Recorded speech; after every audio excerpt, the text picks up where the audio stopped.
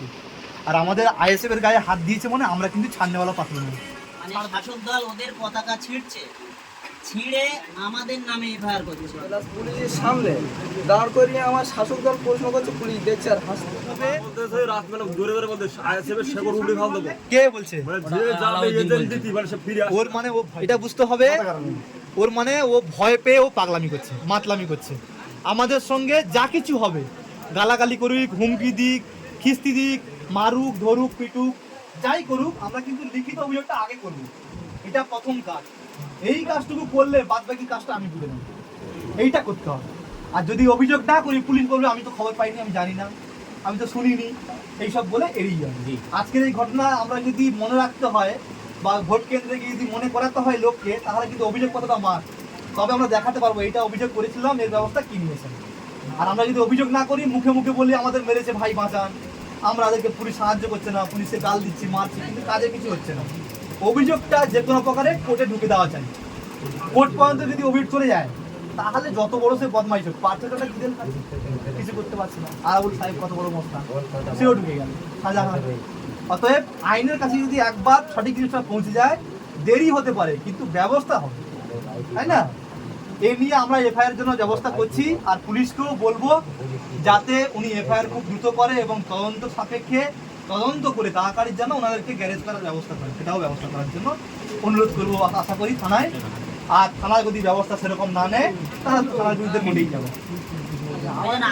হ্যাঁ বলুন। এখানে যেমন ঘটনাটা ঘটে গিয়েছে, ঠিক আছে, যেমন একটা ভাইয়ের সাথে গিয়েছি, পুলিশ তেতোতলায় এসে দাঁড়িয়েছিল, গিয়েছি, ভাইটা একটু দূরে দাঁড়িয়ে আছে, আমি গিয়েছি কাছে, ওখানে শাসক দলও ছিল।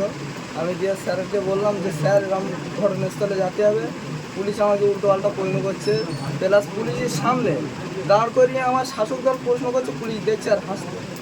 মানে পুলিশ হাসছে বলার পরে আমাকে উল্টো এটা ভালো করে নাও, পিছন থেকে আমাকে নিয়ে নাও। না না ঠিক আছে, ঠিক আছে। কাজ করো। পুলিশ আমাকে বলছে অফিসের নাম মনে আছে? না, ওটা দেখে নাম প্লেট সিভিক ভলেন্টিয়ার না, সিভিক নেই তো। সিভিক ভলেন্টিয়ার দিয়ে এরকম ফুটপাত করে ওর ছবিটা পাঠিয়ে দেবো, তার ছবি আছে আছে তো। এই এই এই পুলিশের এখানে নাম প্লেট আছে, যদি কেউ গুন্ডামি বদমাইশি করে আমরা কিন্তু ছাড়বো না।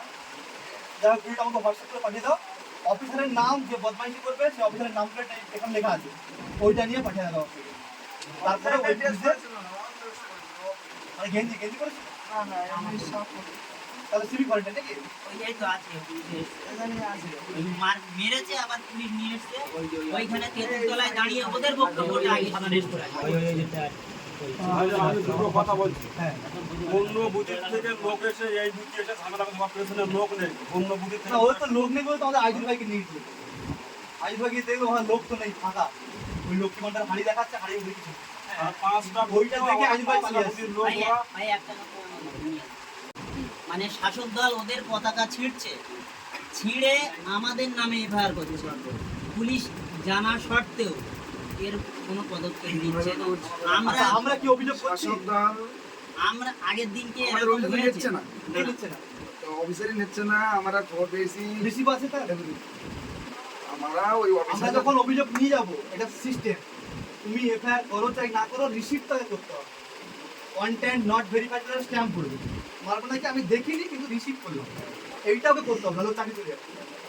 এরকম যদি হয় যে আপনি অভিযোগ নিয়ে গেলেন, পুলিশ ব্যবস্থা নিল না বা রিসিভ করো না বলে চলে যাও, এরকম যদি বলে এটার বিষয়ে অভিযোগ দেওয়া হয়নি, এজন্য পুলিশ বলল যে ঠিক আছে আমি দেখছি বিষয়টা, যদি ওরা আসে অভিযোগ করতে তাহলে আমি আপনার ফোন করে জানাবো। এই না, ওটা তো কোনো কথা না, ওটা সেজন্য আমি আর কিছু বলিনি। আপনি আপনার অভিযোগটা নিয়ে থানায় যাবেন, থানায় গিয়ে অভিযোগ পত্র দেবেন ওনাকে, এফআইআর করুক চাই না করুক, রিসিভটা চাই। রিসিভ করার পরে যদি পুলিশ কোনো ব্যবস্থা না নেয়, পঞ্চায়েত আচ্ছা আচ্ছা আচ্ছা, ও আর কতজন ছিল? আরো 15 জন, সব তোলা উল্টাই করে, তাই তো? আচ্ছা, ওদের নামে লিখিত অভিযোগ হয়েছে? অভিযোগ হয়েছে তো। এফআইআর যদি পুলিশ ব্যবস্থা না নেয়, আমরা পুলিশের বিরুদ্ধে এফআইআর করবো, সেই সঙ্গে সঙ্গে কোর্ট থ্রু আমরা এফআইআর করবো না। শুধু কি ওরা গায়ে গা লাগিয়ে পায়ে পা লাগিয়ে ঝগড়া করার চেষ্টা করছে, আমরা চেষ্টা করছি কি যতটা একটু শান্তিশিষ্ট থাকা যায়, কিন্তু এখন দেখছি না, ওদের জেলে না ঢুকে আর শান্তি নেই। অন্যায় করবে, গলাজুরি করবে, এটা কিন্তু আর হবে না, মানা যাবে না। তাই জন্য ভাবি আপনি চিন্তিত কোনো কারণ নেই, থানায় আমি ইতিমধ্যে যাচ্ছি এবং কথাও হয়েছে আমার সঙ্গে সারফরাজ সাহেব, না আপনার ওসি, তাই তো কথা হয়েছে, উনি রিসিভ দিয়েছেন তো, রিসিভ দিয়েছেন, ওই মামলাটা সুন্দর করে সাজাচ্ছি যাতে ভোটের আগে আগে উনি গ্যারেজ হতে পারে তার ব্যবস্থা করছি। আর যাতে এই কাণ্ড আর মানে দেখানোর দুঃসাহস না দেখায় তারও একটা পাকাপোক্ত ব্যবস্থা করছি। আর ওদের নামটা নির্বাচন কমিশনে পাঠানোর ব্যবস্থা করছি যাতে এই অসন্তোষ করতে না পারে, আর অশান্তি না করতে পারে। যাই হোক, এ নিয়ে ভয় পাবেন না, মা মেরেছে বলে আমরা মারের বদলা মার দেবো না, আমরা আইনি মার দেবো, ওই আইনি মারে ও শুধরে যাবে, তাই তো? আমরা গায়ে হাত তুলবো না আর কাউকে ছোট বড় কথা বলবো না, কারণ আইএসএফ কিন্তু আমাদের শিখিয়েছে আমরা কিন্তু সুশৃঙ্খল দল, তাই কেউ গালি দিক আর কেউ মারুক আমরা কিন্তু চুপচাপ মেনে নেব, অন্যায়কে অন্যায় বলবো, ন্যায়কে ন্যায় বলবো। আর আমরা কিন্তু থানায় দ্বারস্থ হব, থানায় যদি সেই পুলিশের গোলামি, থানা পুলিশ যদি সেই তৃণমূলের গোলামি করে আমরাও সেই পুলিশকেও কিন্তু ছাড়বো না, সেই পুলিশের ব্যবস্থা আমরা কোর্টে নেব।